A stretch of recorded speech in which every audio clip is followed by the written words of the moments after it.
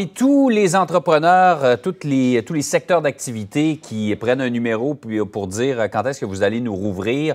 On a entendu parler des restaurateurs, les gymnases, il y a plusieurs domaines qui attendent impatiemment une réouverture. On n'avait peut-être pas pensé aux parcs thématiques, là, les parcs aquatiques. Bien, eux demandent un calendrier. Sandra Nadeau est directrice des ventes, communication et marketing de probablement celui qui est le plus connu, le groupe Calypso Valcartier. Bonjour.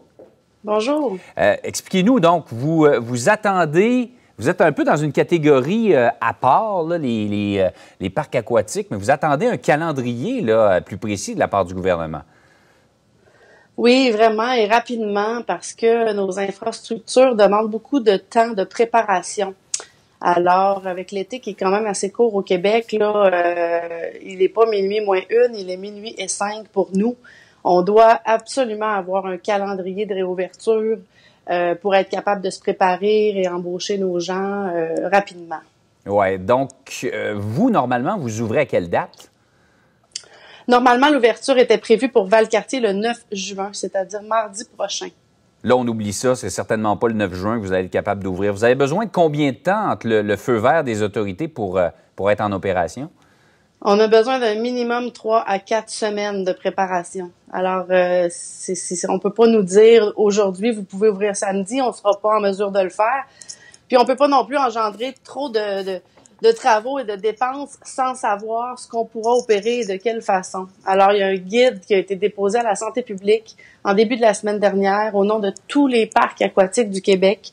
Et le guide est conforme aux exigences de la santé publique. Alors, on demande vraiment une réponse pour être capable de se planifier et d'avoir un calendrier de réouverture pour annoncer aux clients aussi les réservations. Il y a beaucoup d'enjeux et d'impacts reliés à tout ça. Alors, on est vraiment à la limite là, de ce que on a vraiment besoin d'une réponse rapidement. C'est quoi la date butoir? La date butoir, c'est que nous, une opération passée le 15 juillet, là, ça devient une opération qui est moins intéressante puis possiblement pas rentable du tout. Alors, de venir encore plus creuser la perte, et c'est ce qu'on souhaite vraiment pas.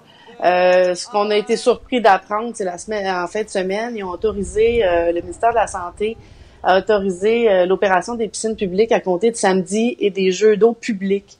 Alors, on comprend pas pourquoi et ça n'a pas inclus nos installations qui sont déjà équipées pour supporter la même chose, même au niveau des infrastructures, des employés. On est capable d'avoir les mesures sanitaires qui sont exigées par la santé publique pour être en mesure d'opérer de la même façon qu'une piscine publique. Là. Il y a une inéquité là-dedans. Rapidement, en terminant, si jamais vous ouvrez, on vous donne le feu vert, les gens vont trouver des parcs aquatiques assez différents comme dans tout le reste là, cet été.